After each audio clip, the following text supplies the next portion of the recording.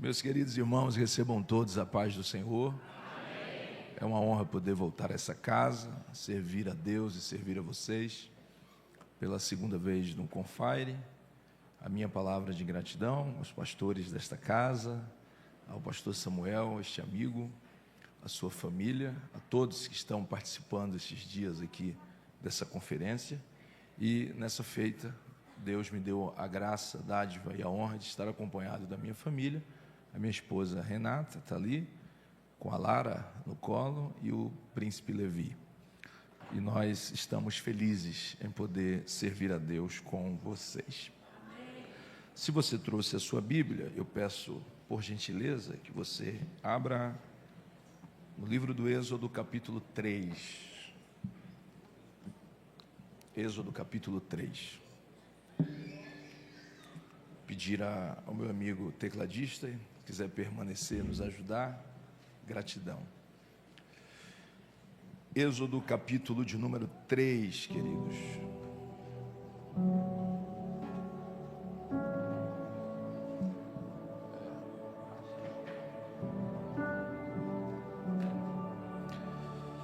Se você encontrou, diga glória a Deus.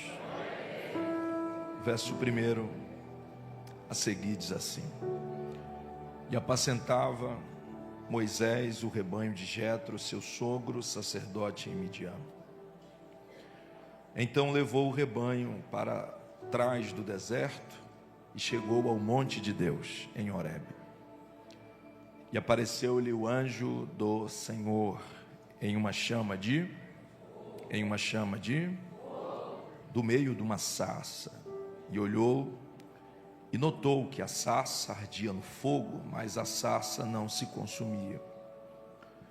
Então Moisés disse: Agora eu irei até lá e verei esta grande visão, porque a sarça não se queima. E vendo o Senhor que se virava para ver, bradou Deus a ele do meio da sarça e lhe disse: Moisés, Moisés. Respondeu ele: Eis-me aqui. E disse: Não te chegues para cá, antes tira os sapatos dos teus pés, porque o lugar em que tu estás é terra santa. Disse mais: Eu sou o Deus de teu pai, o Deus de Abraão, o Deus de Isaque, o Deus de Jacó. Então Moisés encobriu o seu rosto, porque temeu olhar para Deus. E disse o Senhor: Tenho visto atentamente a aflição do meu povo que está no Egito. Tenho ouvido o seu clamor por causa dos seus exatores, porque eu conheci as suas dores. Portanto, desci para livrá-lo da mão dos egípcios e para fazê-lo subir daquela terra a uma terra boa e larga, a uma terra que mana leite e mel. Diga amém. Amém. Podeis assentar, queridos. Obrigado.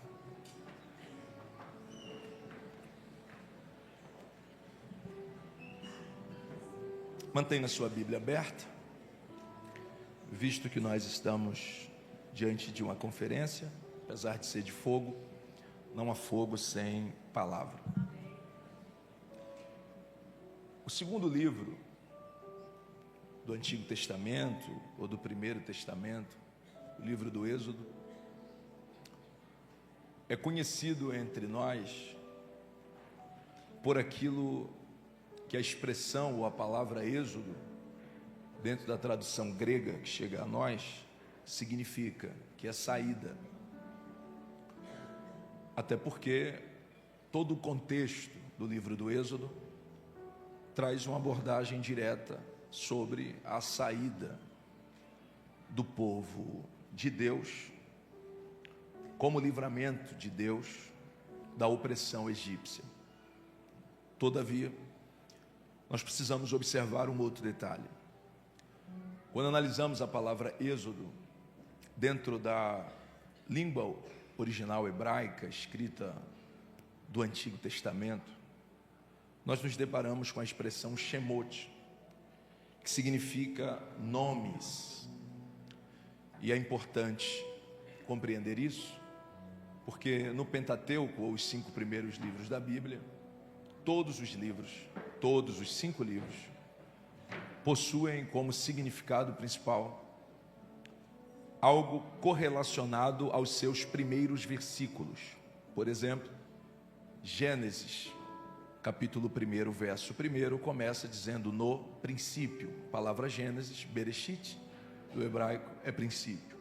Em Êxodo não é diferente. Capítulo 1, versículo 1, se inicia dizendo: estes, pois, são os nomes, Shemot, Êxodo. Então, é importante essa observação, principalmente quando vamos analisar a perspectiva dos 3 primeiros capítulos de Êxodo. No capítulo 1, o verso 1, como disse, nós encontramos sobre o assunto de nomes, uma lista, do verso 2, 3, 4, com nomes referentes aos descendentes de Israel ou Jacó, fazendo alusão a 70 pessoas aproximadamente, que vão receber o acesso ao Egito, ainda nos dias de José. Então, no capítulo 1, nós temos os nomes das referências de cada tribo, daqueles que vão entrar no Egito. No capítulo 2, é um tanto que diferente. Enquanto no capítulo 1 temos nomes, no capítulo 2, do verso 1 até o verso de número 10, nós temos uma criança que cresce sem nome. Vou repetir isso aqui. Capítulo 1, uma lista de nomes. Capítulo 2, do verso 1 ao 10, uma criança que cresce sem nome. Quem é ele? Diz o texto, verso 1 do capítulo 2, diz que foi-se um homem da casa de Levi e casou-se com uma mulher também da casa de Levi. Esse relacionamento vai dar frutos. O primeiro fruto recebe o nome de Arão. É aquele que vai ser sumo sacerdote quando o tabernáculo é instituído por Deus. O segundo fruto, Miriam. É aquela que na flor da idade, quando passa a pés enxutos o Mar Vermelho e chega do outro lado, ela muito nova, muito jovem, sem sentir dores, uma adolescente de quase 100 anos, pega o pandeiro ou o tambori e, ao ver o que Deus fez, ela bate com muita força o tamborim e ela canta uma canção dizendo: só o Senhor é Deus. Então, esses foram os 2 frutos que chegaram à família de Amrão e Joquebede, esse homem da tribo de Levi que casou-se com essa mulher da tribo de Levi. Até então, a família está muito feliz, está tudo muito bom. O grande detalhe e o início sobre essa criança que cresce sem nome se dá a partir do verso 2, do capítulo 2, quando a mulher ela concebe, e essa gestação vai ser um pouco mais complexa. Complexa por quê? Porque havia um decreto declarado pelo faraó, vigente da época, de que toda criança do gênero masculino que nascesse deveria ser morta. Se fosse menina, vida. Se fosse menino, morte. Gerar diante desse decreto já foi um ato de muita coragem. Conceber num momento tão desesperador para o arraial dos hebreus aqui já foi um ato de muita coragem. Só que toda gestação nesse tempo, na terra de Gósen, onde eles estão, é uma gestação com muita tensão. Afinal, não havia nenhuma tecnologia de ultrassom ou algo do tipo para que se pudesse compreender antecipadamente o gênero da criança. Diante disso, só havia 2 opções. Quantas opções? Vocês são mais fortes e melhores do que isso. Quantas opções? A primeira opção foi o que aconteceu com a gravidez dos gêmeos Esaú e Jacó. É o próprio Deus revelar sobre as crianças ou a criança que está no ventre. A segunda opção é manter a fé e esperar o nascimento. Aqui, propriamente se dizendo, Deus não revela a Joquebede. Seria muito bom se Deus revelasse tudo para a gente. Seria muito bom se Deus nos mostrasse em sonho tudo para a gente, tanto sobre os processos quanto as promessas. Só que Deus trabalha de uma forma diferente. Às vezes Deus resolve falar, às vezes Deus se cala. O que não falar sobre Jó? Se Deus antecipasse a Jó o que ele sofreria, seria muito mais fácil passar pelo que passou. Só que Deus permite que Jó vivencie uma pancada atrás da outra sem lhe anunciar. E o que eu aprendo com isso é de que, independente se Deus anuncia previamente ou não, há algo que nos conduz a glorificar a Ele, é entender que Ele, antecipando ou não, se eu confio nele, eu passo pelos processos de mão erguida, crendo que o meu Redentor vive e se levantará em meu favor. Então Deus não fala com Joquebede, Deus não anuncia nada. Quando o momento do nascimento chega, capítulo 2 ainda, o texto sagrado diz que a parteira, quando toma em seus braços a criança, ela toma uma decisão, é decisão dela. Olhe para cá, não foi a mãe que pediu, não fora ninguém da família que pediu, é uma decisão da parteira. Ela diz: o menino é formoso demais para que seja entregue à morte. Havia uma forma comum, onde as crianças hebreias do gênero masculino estavam sendo entregues à morte. Elas eram lançadas no rio Nilo para morrerem afogadas naturalmente. Só que quando Deus traça um projeto, quando Deus traça um plano, Deus torna o ambiente de morte num ambiente de vida. Quando Deus traça um projeto, quando Deus traça um propósito, Deus conduz a mim e a você a um ambiente que tinha sentença de morte, e onde muitos morreram, Deus nos dá o privilégio de viver. Perceba, o Nilo era o ambiente de morte. Quando a criança nasce, a parteira diz: é formoso demais. Perceba que quem traça essa característica, ou traz esse adjetivo, não é a mãe, muito menos a família. Quem diz que é formoso é a parteira. Revelando a mim e a você, e eu preciso pôr essa vírgula, eu volto agora, um detalhe interessante. Você não precisa ficar falando muito sobre o que Deus te deu. Deixe que as pessoas percebam e que elas apontem e falem com muita precisão sobre aquilo que Deus te presenteou. Eu não sei se você conhece alguém assim, mas tudo que ele faz, ele diz: é o melhor. Se não fosse comigo, não aconteceria. Joquebede tem a criança nas mãos e a parteira se antecipa dizendo: vai viver porque eu achei bonito demais. Vai continuar vivo. Eu não sei por quanto tempo, eu não sei como, mas cuide da criança. O detalhe que me impressiona nas entrelinhas do texto é que provavelmente, essa criança, ela não chora, nem de maneira natural, nem estimulada pela parteira. Caso chorasse, chamaria a atenção de quem está do lado de fora da tenda. Uma outra verdade que Deus está trazendo para a gente aqui nesse processo introdutório do sermão é de que nem tudo que Deus faz vai fazer barulho. Vou falar outra vez: nem tudo que Deus fizer na minha ou na sua vida vai fazer barulho. Eu estou pregando para pessoas aqui que as mãos de Deus estão agindo de maneira sobrenatural ao longo da conferência, e você olha e diz: mas fulano não fez tanto barulho. É que nem tudo que Deus faz barulho. Deus trabalha no barulho, mas Deus também trabalha no... Então a criança, para ser preservada, ela passa por uma fase de silêncio.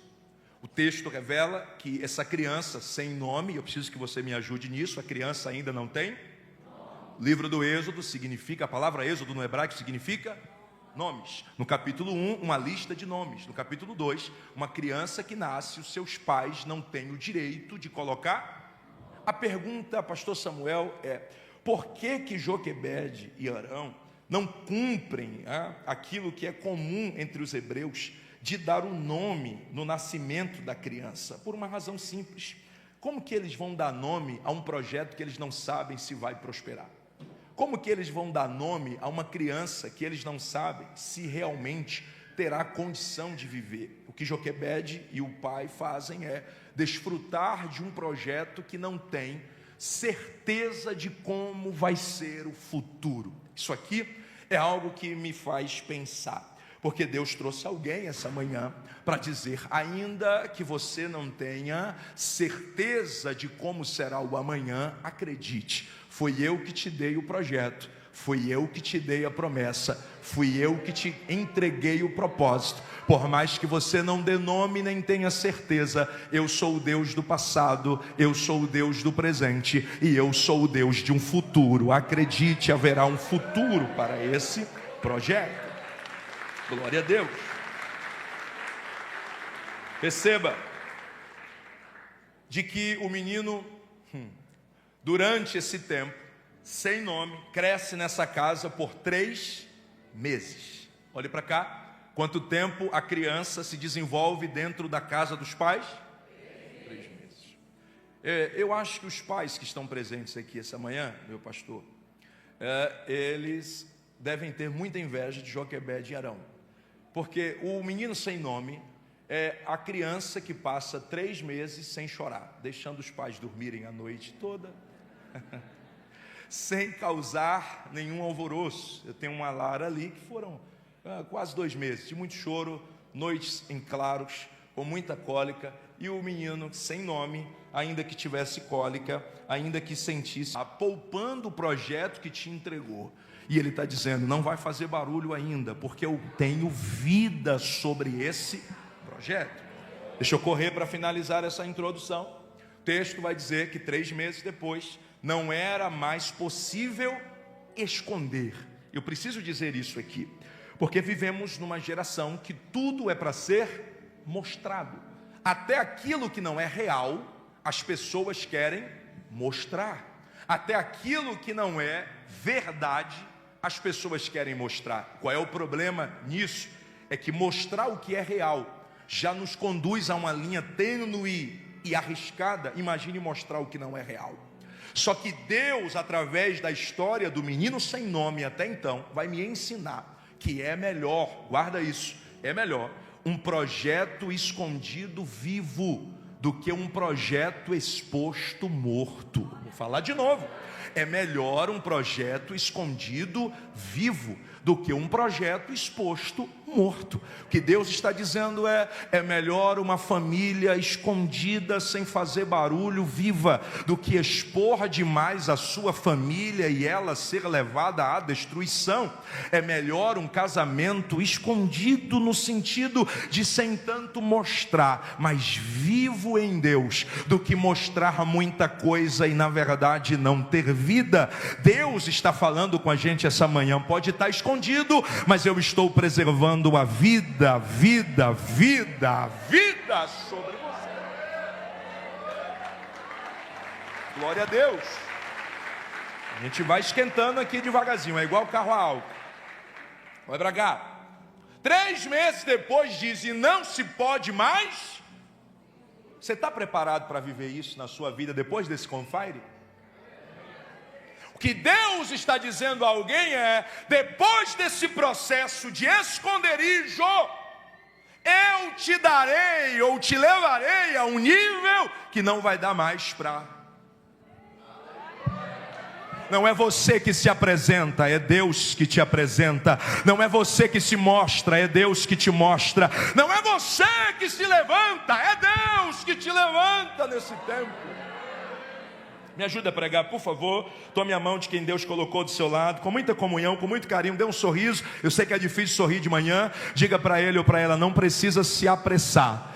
Deus está te levando a um tempo onde Ele vai te apresentar.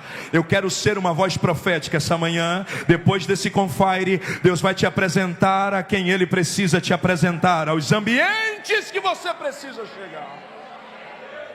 Não tem como mais esconder. E agora? Agora a mãe diz, eu preciso fazer a minha parte.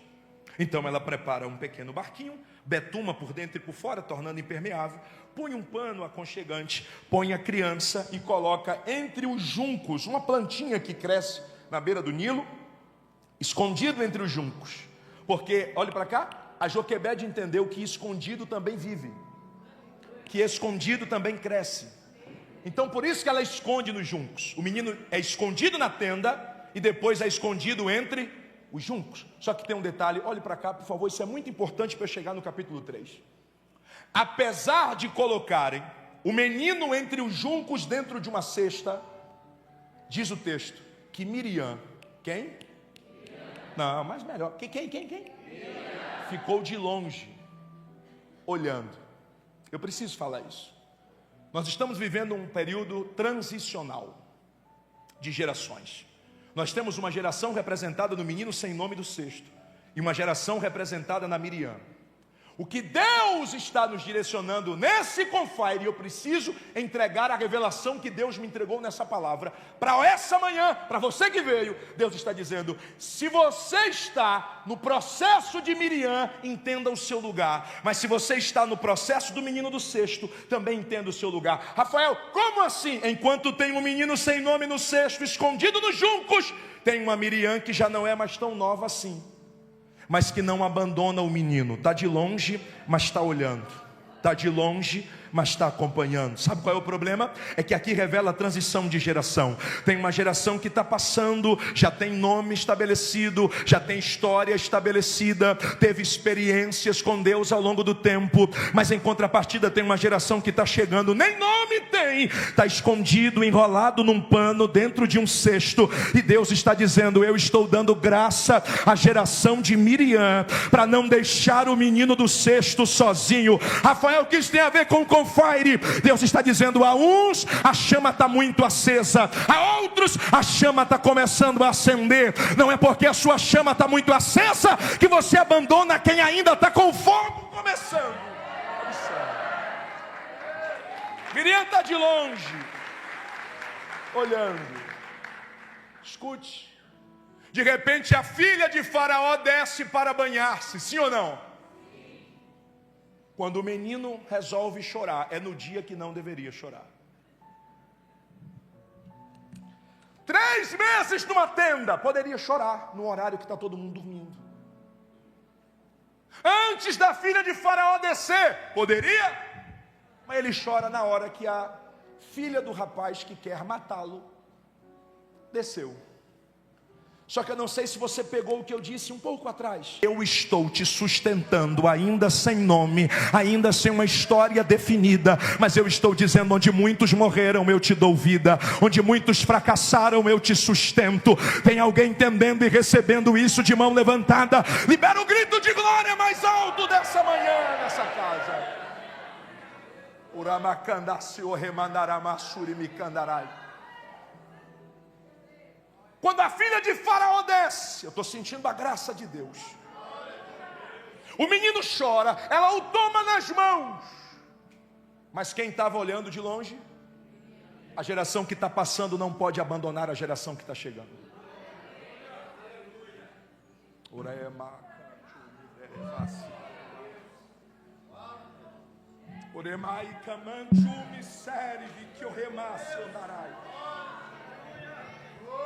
Se Miriam abandona o menino, ele morre. Eu sinto o peso dessa palavra. Não é porque você é mais experiente em Deus que você vira as costas a quem começou na fé agora. Não é porque você já teve diversas experiências que você abandona quem ainda não entendeu o que é uma experiência. A geração do cesto depende da geração Miriam.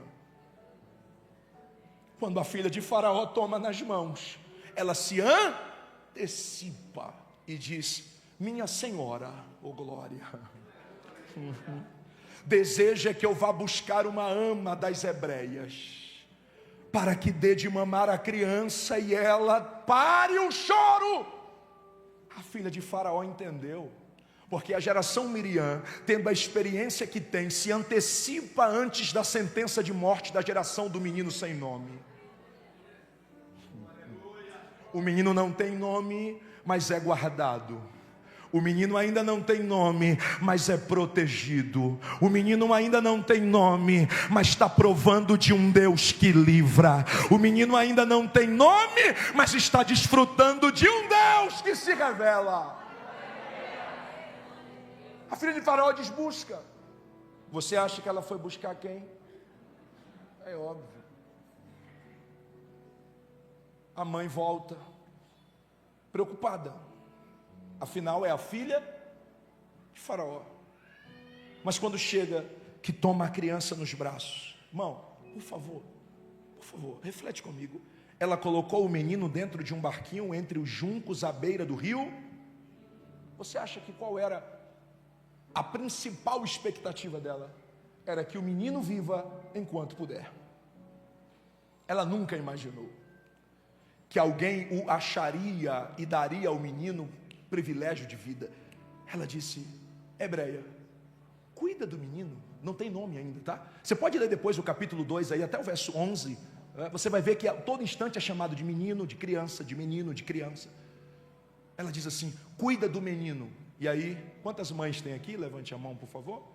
Muitas mães, glória a Deus. Vou falar a vocês, fiquem com inveja, tá? Porque Joquebede é a única mãe que recebe salário para cuidar dos filhos. A filha de Faraó disse: eu vou te pagar o teu. Ei, não é um salário, tá? Eu vou te pagar o teu salário. Esse termo no original do hebraico é um salário determinado entre elas. Não sabe o valor. O que sabe é que ela recebe salário. E ela volta para casa. Até quando Joquebede cria? 5 anos. Quantos anos? 5. Você tem noção do que é uma mãe que no momento que o filho nasce, ela tinha uma sentença, morte, e o menino viveu. Por 3 meses ela esconde com medo de que morra, e o menino cresceu. Por mais alguns dias ou algumas horas, o menino num cesto na beira de um rio, não sei o que será. E agora ela está dentro de casa, cuidando, alimentando, convivendo, desfrutando de um projeto que Deus lhe deu a capacidade de gerar diante de uma sentença de morte. É Deus falando para mim, para você: se prepare, porque viver uma experiência de fogo é ter a capacidade de gerar em meio às maiores crises da vida. Eu vim liberar essa palavra sobre quem crê. Deus vai te dar a capacidade de gerar projetos em meio às maiores crises que você viver. Aleluia! Olhe para cá. 5 anos ela cria, só que agora ela volta e devolve. Porque apesar de criar, o menino não é mais dela. A filha de Faraó o toma e diz: agora depois de 5 anos, Moisés é a única criança da Bíblia que cresce até os 5 anos sem... Mas cresceu, né? Que coisa. Recebe o nome. Você conhece a história do 2 para o 3, mais de 40 anos. E de repente ele vai pastorear as ovelhas do seu sogro, atrás do deserto. Me ajuda, onde ele está? Não, fala mais bonitinho. Onde ele está? Que coisa, não?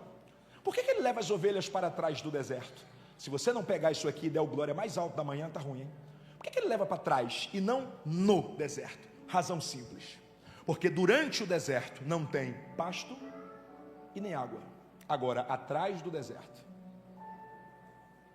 depois que ele finalizar toda a jornada do deserto, é onde ele encontra pasto e água. Sabe o que Deus está falando? Tem pessoas específicas essa manhã que estão no meio do processo do deserto. Chegaram aqui e estão dizendo para Deus: Senhor, eu não vou achar pasto nem água. Deus está dizendo: não pare no meio. O que eu tenho para você está...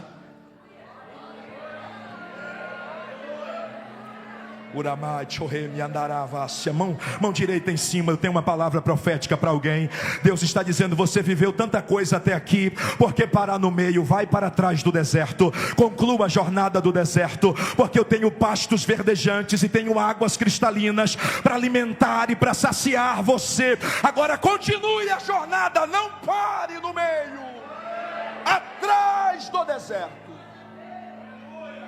Só que tem uma segunda verdade que Moisés não sabia, é que Deus estava lhe esperando. Sorriso no rosto, que você é muito gente boa. Olha para quem está do seu lado e fala: nessa manhã, você nem sabia, mas Deus já tinha marcado o encontro com você. Pastor Samuel, eu descobri que Deus, ou Jesus, ou a Trindade, é especialista em marcar encontros sem nos avisar. João capítulo 4, Jesus pega os seus discípulos, os 12, caminha e diz: vou passar por Samaria. Aí eu penso que um olha para o outro e fala assim: por que Jesus faz isso? Samaria não é, nós não gostamos de Samaria, não queremos contato com Samaria.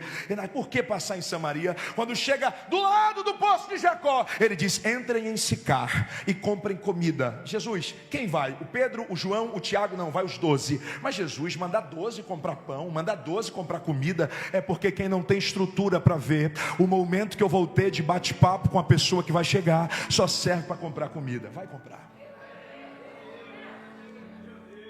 A mulher samaritana não sabia, mas Jesus já estava sentado do lado do poço, porque Jesus tinha um encontro marcado com ela. Você não imaginava, mas Jesus já tinha um encontro marcado dia 24 de agosto, às 11h24 da manhã, para falar com você que atrás do deserto tem a provisão, que atrás do deserto tem o milagre, que atrás do deserto tem uma manifestação, que atrás do deserto tem uma revelação. Tem alguém que pega essa palavra essa manhã? Atrás do deserto, Ele está te esperando. Ele está te esperando. Atrás do deserto, Deus está esperando ele como? Diz o texto: numa sarça, pegando. Não, para quem está no Confire, esse fogo está muito baixo. Está parecendo fogão de indução, sem chama. Deus está esperando ele numa sarça, pegando. Prepara que eu vou para os últimos 10 minutos para orar por você. Deus poderia esperar Moisés como esperou Gideão, aparecendo da mesma maneira, ou da mesma forma teológica, aparição teofânica, que apareceu para Gideão. Como? Gideão num buraco e o anjo debaixo de um pé de planta, de uma árvore. Deus podia aparecer assim. Só que, eu não sei se você já percebeu, nós crescemos aprendendo teologicamente que o profeta do fogo é o Elias. Sim ou não? Só que quando você olha para a história de Moisés, irmão, você descobre que durante toda a trajetória de Moisés teve o menino que cresceu sem nome, tem uma chamada, uma vida marcada por fogo.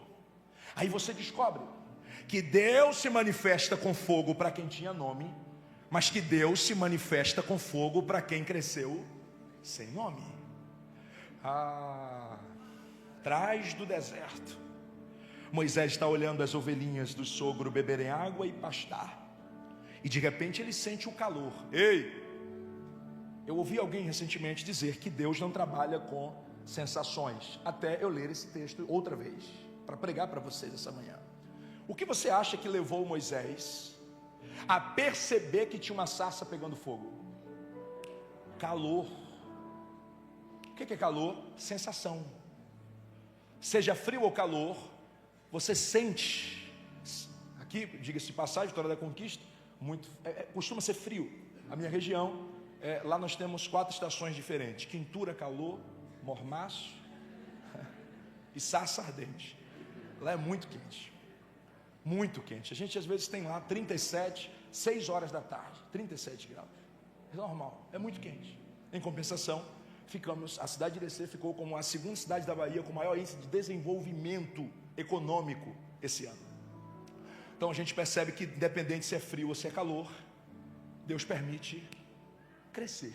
Mas tudo bem, quem pegou, pegou. Quando a gente olha para Moisés, para que ele perceba que a sarça pega fogo, ele teve que sentir o calor. Olhe para cá, você não pode perder isso. Pelo desenho textual, ele está de frente para as ovelhas. A sarça que queima está atrás. Quando ele sente o calor, ele diz: me virarei.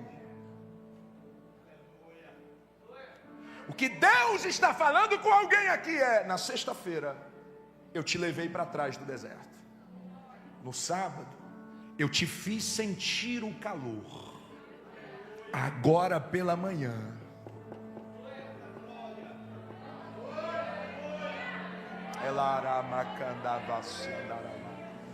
Pega na mão de quem Deus colocou do seu lado. Eu preciso liberar isso.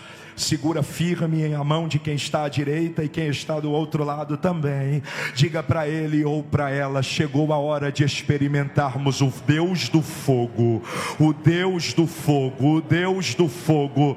O Deus do fogo está presente nessa manhã de avivamento. O que eu aprendo com isso é que Deus usa o deserto para nos motivar a continuar caminhando. Deus usa o calor para nos atrair, mas o que nos faz permanecer é o fogo.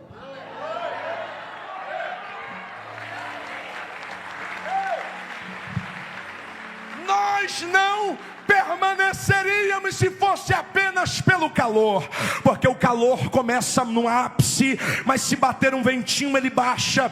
Mas quando o fogo está intrínseco, você não consegue sair. Deus está dizendo: o que eu quero é que você se envolva com o fogo, pela manhã, pela tarde, pela noite, de segunda a segunda, no trabalho, na faculdade, em casa, na rua, no carro. O fogo vai te fazer permanecer. Fogo, ele vira, ele vira, ele vira, oh glória. Fechei a Bíblia. Ele vira. Quando ele vira, ele diz: opa, que negócio diferente. A sarça é um arbusto espinhoso. Se é espinhoso, obviamente tem o quê? Espinho. Que coisa. Deus podia pegar uma árvore, mais nova. Deus disse: não, eu vou pegar uma que tem espinho e vou tocar fogo nela. Tem duas simbologias clássicas aqui. Uma talvez a mais comum, que é entender, e eu vou chegar nela aqui para fechar, que é o próprio Deus se revelando. Ok, mas vamos focar: árvore, espinho, fogo. Essa sarça, não sei se você vai conseguir dar glória, mas se pegar, dê glória. Ela simboliza.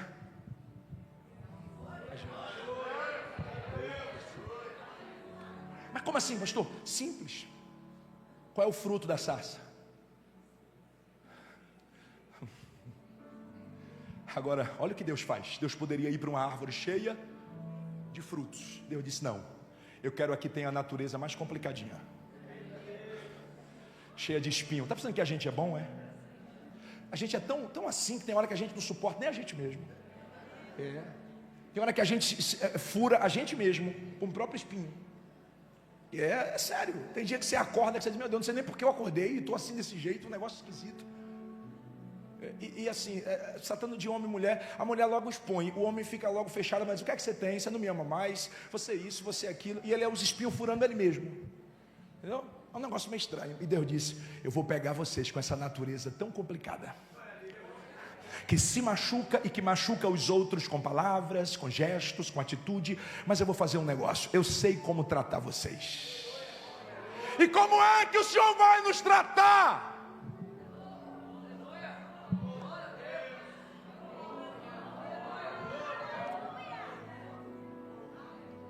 Só tem uma forma de tratar essa natureza nossa. Deus sabe muito bem. Ele diz: então eu vou fazer queimar. Só que tem um detalhe, pastor Samuel. O texto diz que quando Moisés fixa o olhar, ele percebe que tem fogo, mas a sarça continua intacta. Então os espinhos continuam. Você já percebeu que você é crente, salvo em Jesus, batizado com o Espírito Santo?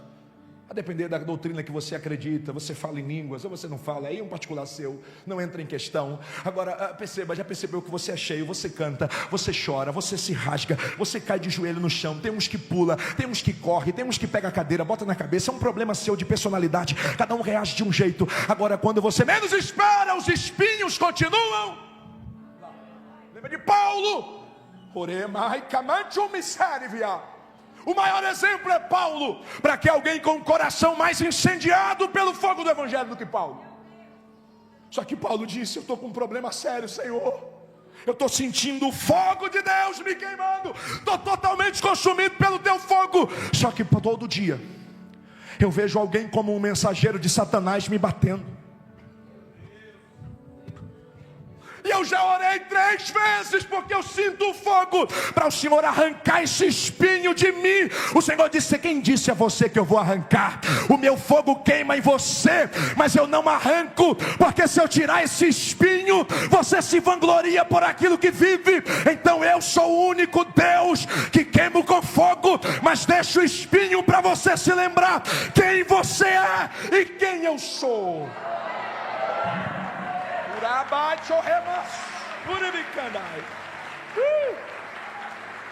Vou encerrar agora, meu tempo esgotou.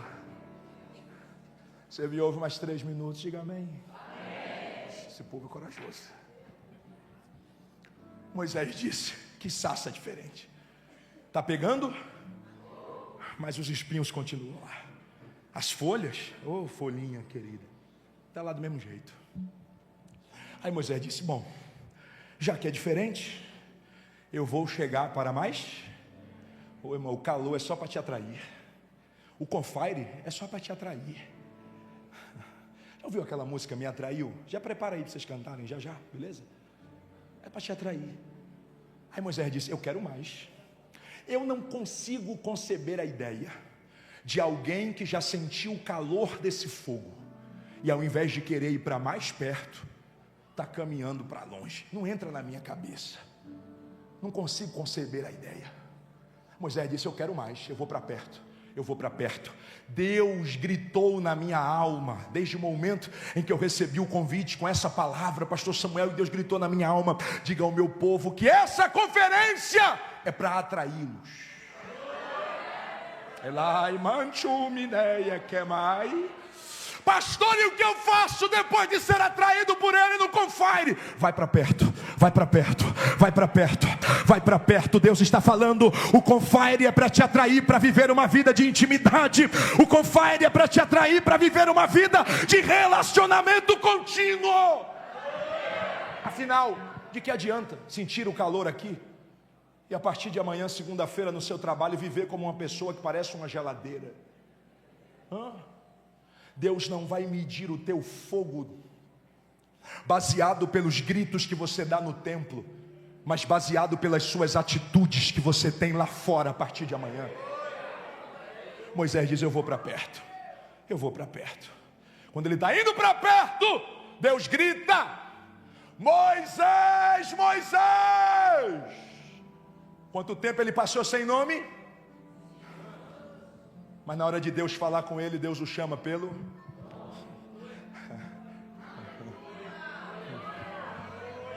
Tire os sapatos. Eu não vou tirar porque aí é quebrar a ética demais. Tire os sapatos do seu pé, porque a terra que você está pisando...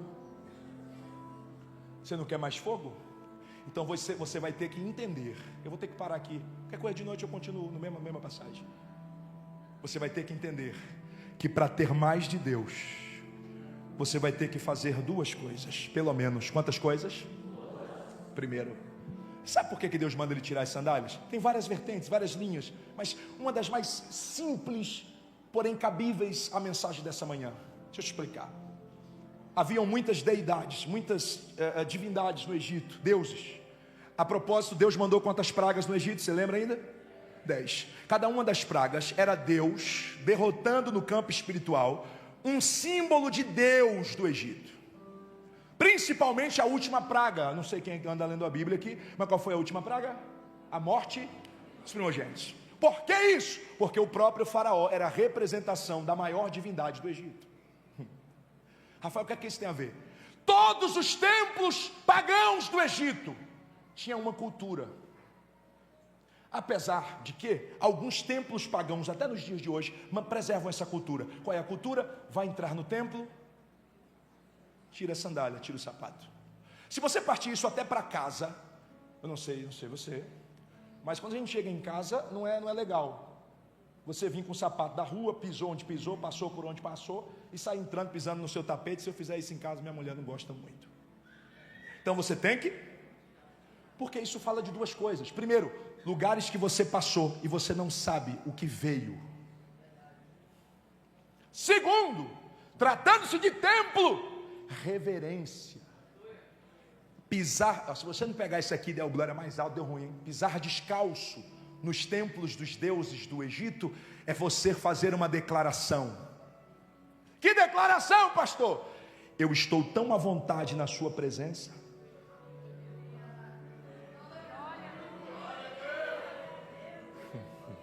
Que eu vou ficar de agora 40 anos, não é possível, né?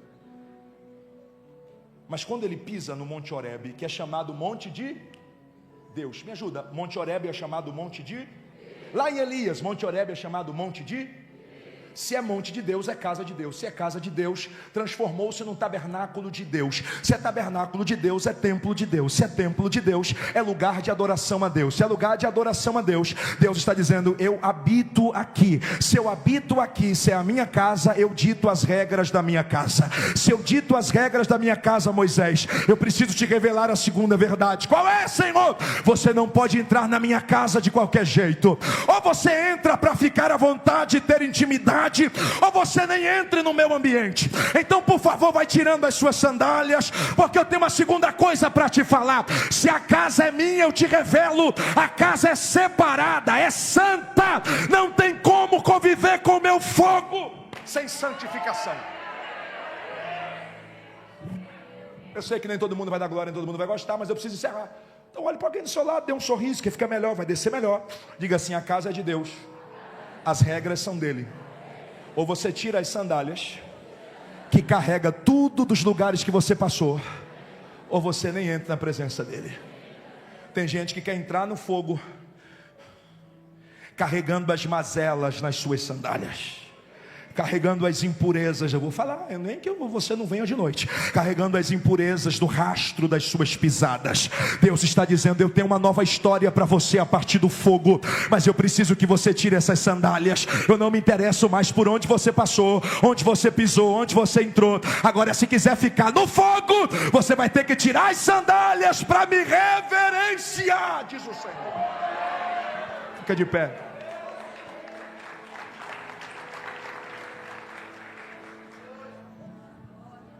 Olhe para cá porque eu preciso orar. Deus está ministrando algo aqui. Não sei se você tem comunhão e intimidade, liberdade para isso. Mas se tiver, procura 3 pessoas, dá um abraço fraternal e diga assim, a casa é dele, a regra é dele. Quer desfrutar do fogo? Abandone a sandália com a sua história do passado. Orama kalama shura makanda.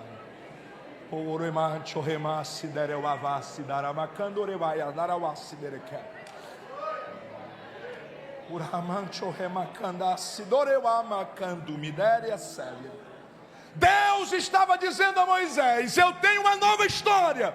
Abandone a história do passado. Eu tenho um novo começo. Abandone o passado. Eu tenho um novo propósito. Abandone o passado. E Deus trouxe algumas pessoas essa manhã e a mensagem é a mesma. Eu tenho um novo começo. Se livre do passado. Eu tenho uma nova história. Se livre das marcas do passado. Eu vou repetir isso até que você entenda, até que você possa digerir e reagir. Deus está dizendo, eu tenho um novo começo marcado pelo fogo. O fogo fala de um lugar de Deus para novos começos. E quem crê, leva essa palavra. Deus tem novo começo para a tua vida, para a tua família, para a tua casa, para o teu ministério. Levante a mão para adorar a Ele por alguns segundos. Só quem está disposto a abrir mão das sandálias. Só quem está disposto a abrir mão das sandálias pelo Deus do fogo. Então vai, solta essa voz de adorador aí. Vai, diga alguma coisa para Ele. Diga alguma coisa para Ele. Diga alguma coisa para Ele. Ele te atraiu essa manhã para te falar que Ele tem um novo